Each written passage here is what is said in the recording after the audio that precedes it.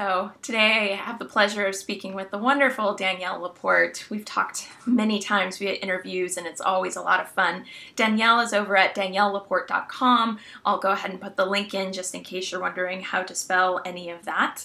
And thanks so much for being here today, Danielle. Take just a second, just in case somebody has been like living under a rock or is brand new to the internet and doesn't know who you are. Just give us a little one or two liner bio about who you be. I write about consciousness and livelihood. Really, that's the best sort of summation. Starting to lean more towards the consciousness. And that can mean on any given day. We could talk about blogging or forgiveness. We started talking about this post that I wrote for YCL last week, and it was about this online cliques scene.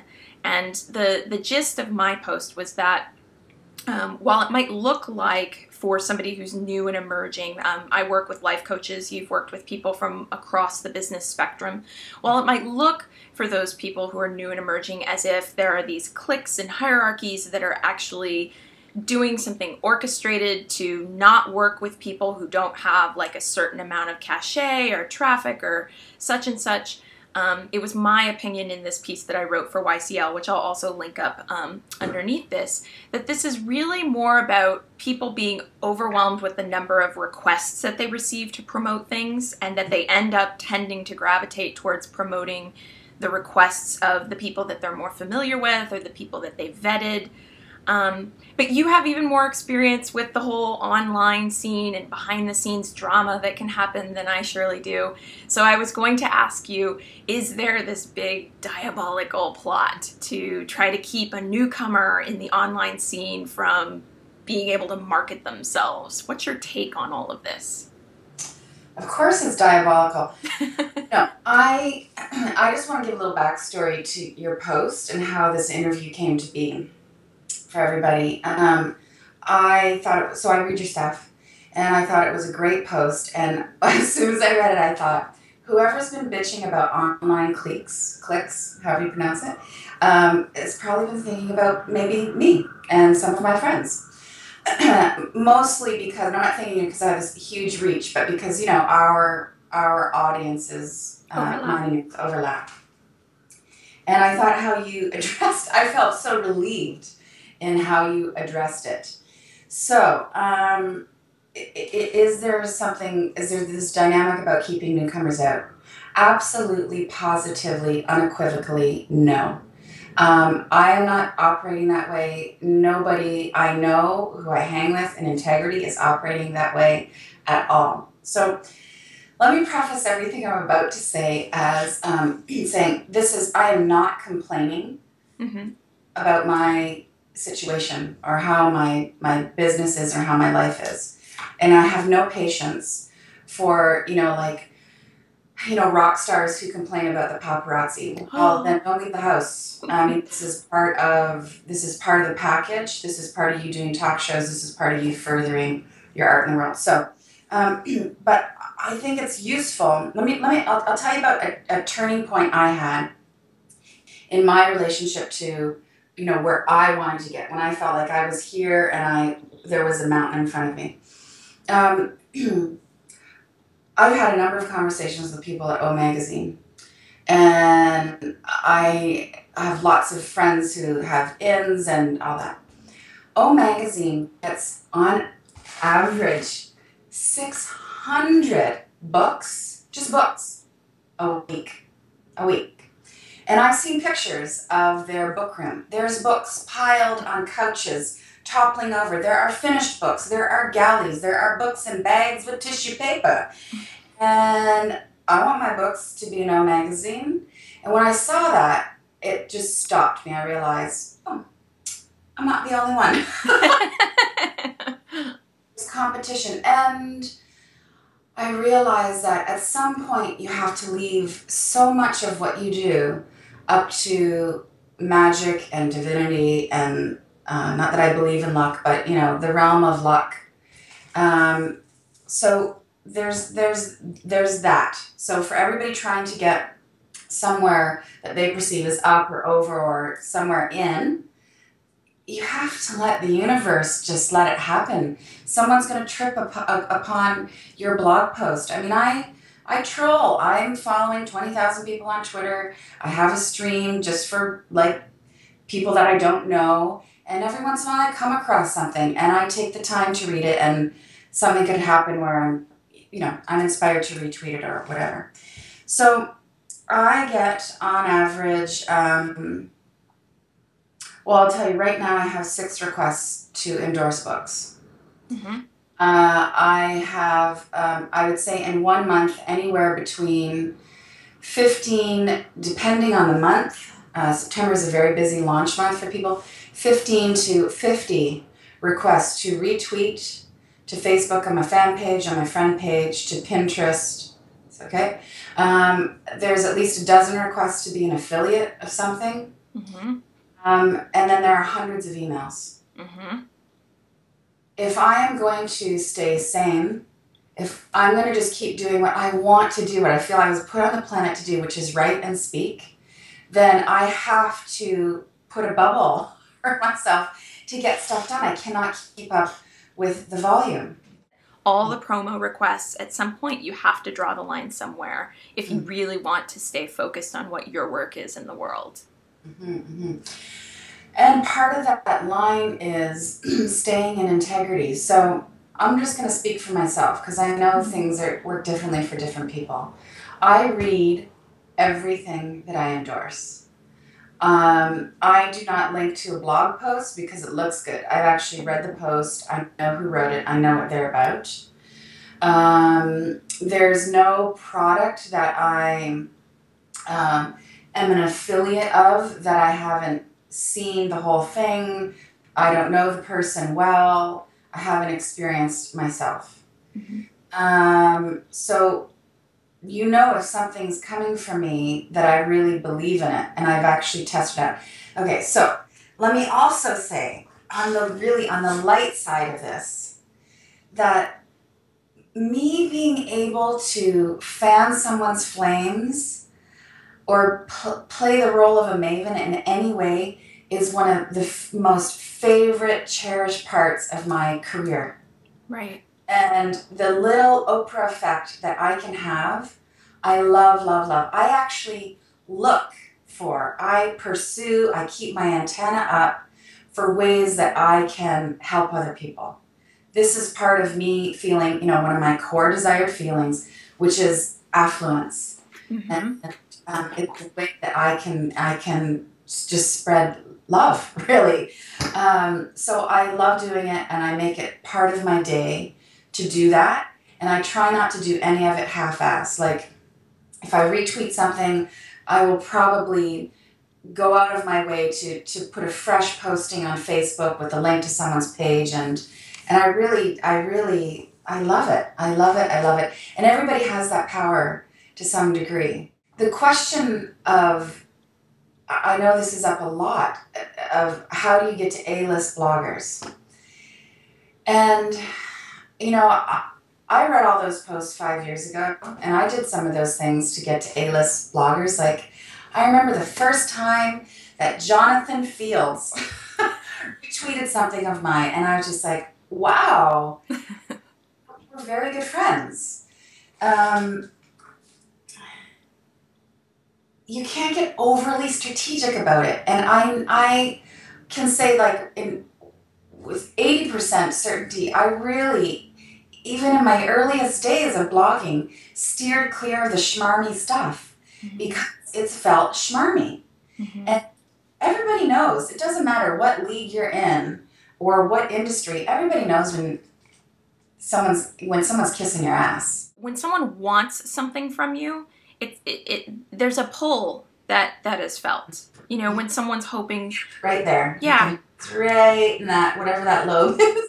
How I built relationships and traffic. I wrote stuff that I thought was really honest and good. Mm-hmm.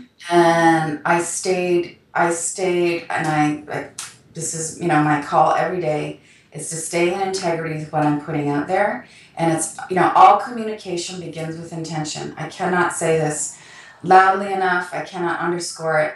All communication begins with intention, and you need to be really clear about what your intention is. And it is universal law. The world will reflect back to you your intentions. Mm-hmm. When I'm off in my intention, when I'm doing something to be expedient, to get traffic, to get someone to help me out, even though I'm not in love with their stuff, mm-hmm. It never works. It never works. I've stopped doing it a long time ago. I blogged years ago about a book that I didn't like because this person had a big online profile, and it was the worst feeling. I mean, I just want to be sick thinking about it. And, it didn't backfire because I was still a little fish in that particular pond. But a friend said to me, "What?" That book, because he told me to read that book, and that book sucked. I was like, Personally, it's always rubbed me the wrong way. This idea of like, go identify the influencers and try to be their friend. And yet I've had people insist that if I'm not doing that, I'm shooting my business in the foot, that I need to be strategic. I need to form strategic alliances. There are ebooks out there about here are like the steps you take. And I don't know, like what's your take on that? Are people shooting themselves in the foot? Because I don't want anybody to come away from this conversation thinking, oh, those two, they just leave it up to the universe. There's no strategy behind it. It's like, I don't think that's what you're saying. And I definitely don't think that's how I approach my own practice. And it's not what I advocate for the other coaches who, come to me for help. I'm not saying just leave it up to the universe solely. That's a beautiful surrender. But I also think there's a little bit of a hustle, some work going on there. What do you think that line is? Look, I'm a hustler. I'm the first person to say I am extremely strategic about what I do. But that strategy, that packaging, and that outreach, really the marketing of it, comes after I just make my art, my little blog post, or whatever it is. Mm-hmm. So, integrity first, strategy second. How have I formed relationships? I let people know what I think about what they're doing. Mm-hmm. I do share their things in integrity because I want to promote their stuff. Mm-hmm. If I share their things in a more prominent way, like if I'll actually blog about somebody else, I let them know that I've done that. I do all of this without expectations about getting anything in return. That's it right there. It's that It's without the energy of I'm going to pull, because that's right. That you scratch my back, I scratch your back thing, I think it just leads nowhere good. It just leads nowhere good. It doesn't mean that you're not helping. Wow, I really hope he retweets my thing. Right. If he sees it or invites me for an interview or whatever. It just means I'm back to that pure place. I want to do this. And of course, I hope that there's reciprocity. I've been thinking about in putting my mind to this conversation, like who do I want to get to, who I feel like is a reach for me? And it's like, well, I love what Alicia Keys is up to. She's not in my realm, but she just came out with Girl on Fire. I'm going to send her a case of fire starter sessions. Have mutual friends, so there's something like I think Alanis Morissette and I are cut of the same cloth. She's a little more angry than I am, but we should be hanging out.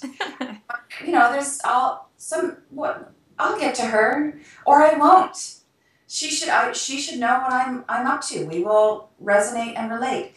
And I know that I don't need Alicia Keys or Alanis Morissette to further my work in the world. And being detached from that just keeps me sane. That's all. Being detached from it doesn't even mean that I move forward more quickly, but I get to feel clean about things. Also, and I almost want to preface this with an apology because I used to hate hearing this myself, but these things take time. Right. It really took me. It took me 2 solid years to really have a decent subscriber list to whom I could sell things. Mm-hmm. And so I got on with my life in the meantime. I was doing the consulting, I did the writing, I went on the road, I did all those things. I'm sorry. I wish I could, there was another reality, but it takes time. Well, it's good that you're saying this because, especially for the people who really found you after the massive success of the first digital version of the Firestarter sessions, they don't have that scope. And this is, I'm glad you're saying this because I think this is the fundamental misperception that I observe when someone has success. People think Danielle LaPorte is part of the Life Remix crew, so she just had all these people, automatic, built-in support system who would help her spread her work. She never had to hustle. I think there's a misperception that the people never had to hustle. Mm-hmm. And maybe I'm wrong. Maybe that's not the misperception, but it just there's some kind, if I'm wrong about that being the misperception, then there's something very similar to it. Some kind of like underbelly of resentment that I pick up on sometimes of why am I having to work so hard and this person isn't having to work so hard, and what are they getting that I'm not getting? And it's a whole scarcity thing. It is the, what do they say in Lion King? It is the circle of life. I hustle in different ways now. I fucking get on airplanes and I meet with editors at magazines and I show up and I've been coached about what to say. And sometimes those things work and sometimes those don't. There's lots of places online. I know people have, subscriber lists of hundreds of thousands. And sure, I would love a mention. I don't focus much on it anymore because I've done so much work on myself with just wanting to make my art really, really, I don't want to sound Pollyanna, but I just want to do what I want to do in the world, and I'm making an okay living doing that. There's something that happens when you become people are in pursuit of you for visibility, and you reach a certain comfort level, like in your business. Doesn't matter whether you're making widgets or you're a blogger. You realize that your reputation is everything. You can't control your reputation. You still just have to make your art for the sake of making art. But I can tell you for a fact, so like some inside knowledge is that, everybody in the Life Remix community, Gretchen Rubin, Jonathan Fields, Brett Kelly, all those guys, Chris Gillibo, I'm sorry if I'm forgetting anybody, Glenn. It's like an Oscar nod right now. You have to remember everybody. That group, we don't always help each other out. Mm-hmm. So there are no assumptions. It's a light thing. Hey guys, just launch this. If you're inspired, do it. It's very hands-off. It's very gentle. And I'll give you a great example. Chris Gillibo and I are great friends. We're very close. I've asked him for advice a lot. Which is a great way to build a relationship, by the way. You don't ask advice with the strategy to build a relationship, but people want to help. So, you gotta have the door open. So emailing people for life advice and you don't know them, just don't do that. I get those emails all the time. I just can't keep up. Chris and I actually don't help each other out that much in terms of online favors. Mm-hmm. We call each other often. We text often like, hey, what should I do about that, this, and the other? I text Chris more than he texts me. He's got his shit way more together. But we rarely promote each other's stuff. And I think that's because, Chris doesn't promote a lot of stuff at all. He's busy, I'm busy. And there's no offense taken. We have similar products. I mean, Chris and I almost have this karma where we're always launching things at the same time. I think if anybody's been hanging around sort of my work, I'm pretty open about it. The fact that I'm very close with Marie Forleo and Chris Carr. And we are friends. We are sisters. We talk about our men and about our businesses. And we tell each other what not to do. We have those kinds of friendships where we just say, mostly Marie saying to me, get the fuck on the no train, and you're not doing that, and you're getting out of that. And I go, I didn't want to do that anyway. That was great. Thank you for telling me. There is a level where you're hanging out with people you love and you're promoting their stuff because it's fucking great stuff. Mm-hmm. These people are your friends because you resonate. Mm-hmm. Because the same path in life. You want to forward that kind of energy and that kind of paradigm, and it's a given. And it's like, I'm a huge promoter. One of my only affiliates, commission affiliates I have, I think it is the only one, is I thoroughly, wholeheartedly promote Marie Forleo's B School every year because it is the best online education system for growing your small business. Mm-hmm. Period. I've done it. I have all the stuff. I watched her develop it, and I actually have a feeling with that where I couldn't do it any better, and she could do it. And I'm done talking about how to grow your online traffic. Go talk to Marie. She does it better than anybody out there. Mm-hmm.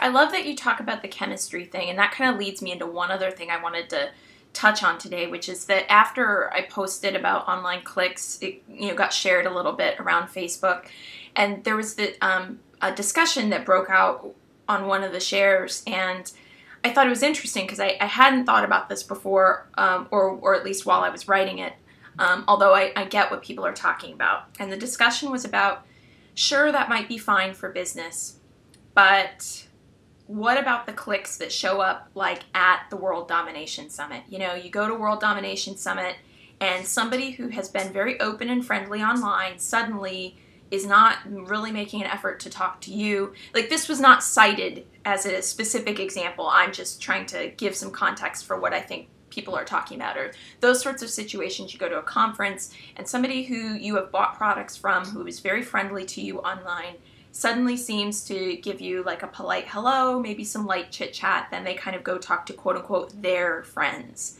And the perception that seems to be coming out is that people are only really being friendly to you to get you to buy something, and that they don't really have an interest in you otherwise. And when I see that, I kind of think to myself, well, for me, that's like a totally different thing. Like, World Domination Summit being an example, I'm incredibly introverted. I can riff with you one-on-one for like forever. But if I'm surrounded by 1,000 people, especially this past year when I had a stress fracture in my foot and I was exhausted and I was tired and blah, blah, blah, it's like I just kind of want to go to the people I know, the people I'm familiar with, who I never see in person. This one time we're all going to be here, and I just want to talk to them, and I don't have any antenna up for new connections. It's not personal. It's just that's how it rolls. What's your response to this? Like, how does it work for you when you've kind of been emailing with someone, say, and then you see them at a conference, and then, how do you divide up your time? Mm-hmm. I don't have much patience for that attitude, really. I think, A, you can't take anything personally. B, you never know where someone's at. Right. You don't know if they have a stress fracture, or they're in the middle of a divorce, or they're there to just see their friends. I think we all need to manage our expectations of other people shining their light on us. I've met people who I've interacted with who are really friendly online, and they had 30 seconds for me. And I just like, oh, I'm bummed that they only had 30 seconds for me. And I get it. It doesn't make me think that they're duplicitous or expedient. I just think we're in person now, and this is a huge sea of people, and also I really respect, because I'm in that position where I give in public. I speak on stage, and I try my fucking damnedest to transmit good stuff, sometimes this is an excuse, but you're in a zone. Mm-hmm. And so there's all that I just said. And also, you may be right. If you are having the hit that someone is really friendly because they're trying to sell you stuff and they're a bit of a dick, you know, in person, you might be right. They might be fractured. They might be out of integrity. You could be on. But I love what you said about notice what happens for you around the expectations and why you want someone to quote unquote shine your light on you. Because I've talked to people about that before where someone said, oh, I went to see this speaker and I'm a big fan online and they didn't really give any one-on-one time. And so the question becomes, what did you think you were going to get out of one-on-one time that would somehow have made the experience better? Why did you need the one-on-one time? Because, you know, you're going to a speaking event to see the speaker. What's the built-in expectation that it would be a bigger experience if you got the one-on-one time? I mean, maybe it would, but what's the attachment to that ends up becoming a letdown?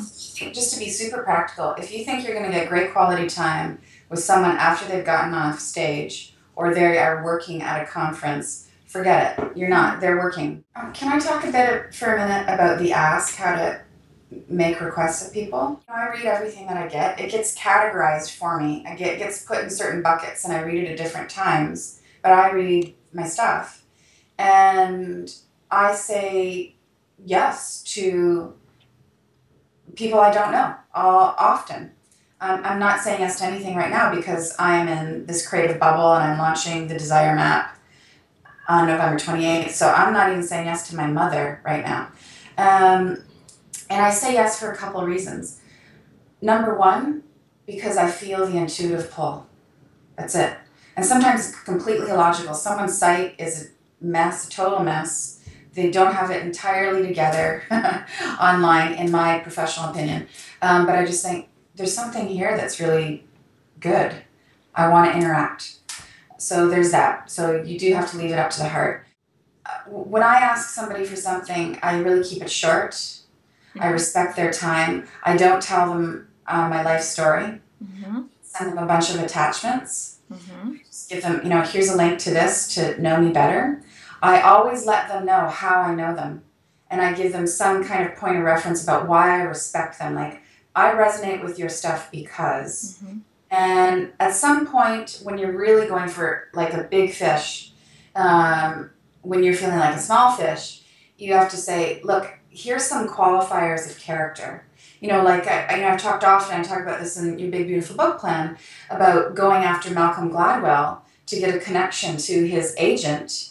You know, he was at the height of the tipping point success then. Not that that height is stopped, I mean, it's just going on and on and on. And I qualified it and said, you know, character reference. Here's some fun stuff. I'm Canadian. I have dreadlocks. You're half black. I know where you're from. You know, we're both this. And, you know, I've raised money. We've got something that's working here. I'm not a quack. I just said it in a little more elegant way. And here's my idea in 2 sentences. And that led to my next book deal. Just be you. Just be you. Don't try and be the person you're trying to ingratiate yourself to. Just be you. Like when you hit send, and I swear I've done this anytime I've made what felt for me like a big ask, I actually take a deep breath, scan my body, the somatic check. Is there something in here where I'm going, if they don't say yes, I'm going to be upset? And it's like deep breath. And I actually end... I just put out like a little freebie ebook for people who sign up for my coaching blueprint newsletter called Triple Your Traffic. And I give like a sample query that fits basically a lot of what you're talking about there. And a lot of my emails I end with, if it doesn't feel like a match, no taking it personally. And I even lately have been saying to people, I'm still going to love you anyway. You can't stop me. Because if it's really about integrity and if it's really about supporting the work, then I am going to continue to support their work regardless of whether or not they promo mine or agree to an interview or blah, blah, blah, you know? Like, one of my dreams to interview, so if anybody knows her listening to this, call me up, would be Iyanla Vanzant. Like, if I could be besties with Iyanla Vanzant, love her work, want to interview her. if she says no to the interview, but she considered the request, I'm like, you know, I mean, she considered the request. I think that's amazing. I'm going to continue to support her work. Somehow you get on her radar or her team's radar, and you go back a year later and say, it wasn't the right time last year. Is it the right time now? You keep knocking. And also, you know, put yourself on the other side, or, you know, get ready for yourself to grow, which is, you know, I'm a huge believer in you begin with the end in mind. So don't do favors now, even if you're feeling like a small fish. Don't do favors now for people you don't want to do them for. Right. Start to put your light policies, your practices on right now. Like, I no longer interview anybody on my site. I did that in the beginning. It didn't feel right. I always felt like I was being pulled off of what I really wanted to say to people that week. And now it's great. Even like famous friends are like, we do something? I'm like, I don't do interviews on the site, but I love what you're doing, and here's what I have an idea. Right. There's so many different ways to be generous is another way to think about it. Yes. The other thing that I'll just leave on, because we've talked a lot about a lot of what we've been circling around is kind of like how to talk to people when you've already got a little bit of traction going. But I really want to make sure that any coaches, anybody in business who's listening to this, really considers that you can form your own quote-unquote life remix crew, or your own mastermind, or your own like group of 5 people where they're, you know, you find 5 people really resonate with their work, you have some kind of contact with one another, and there's like a light agreement, sort of like what you've talked about you have in some of your own circles, where if you see that the other person, somebody else in the group is putting something out and it works for you to promote it that week, that you do it. So it's like, I do that as well. I have a mastermind, and it's like I put a little bit of a higher attention on helping them out when I see something come through the pipeline from them. And the important thing about that is you don't need to have all these A-listery people with tons of traffic. You can actually start creating this for yourself. And I think this is one of those times when this entire conversation can be one of those psycho-spiritual business meets life, life meets business conversations. How do we manage expectations? How do we set appropriate boundaries? How do we not put ourselves in positions to be used? So just really the big takeaway that I would have for anybody who's feeling like, how do I navigate this world, is you navigate it by finding who you're drawn to and working hard, and then making the big ask where you can with respect, and not getting attached if it doesn't happen, and just trusting that, okay, then over here is where I'm going to head next. You know, when I did the Firestarter Sessions campaign, which near killed me, I just came to this place where I was like, I don't need Oprah to make my dreams come true. And wow, I got so much more creative after that. I could just think more clearly because I wasn't just going for that. And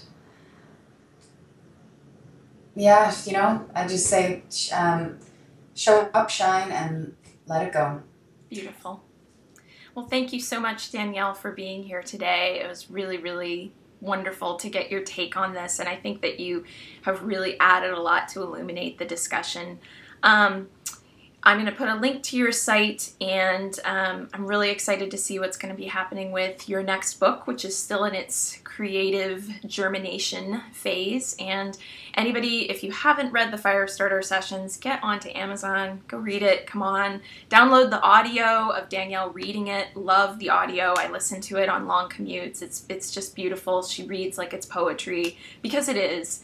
And just thank you again.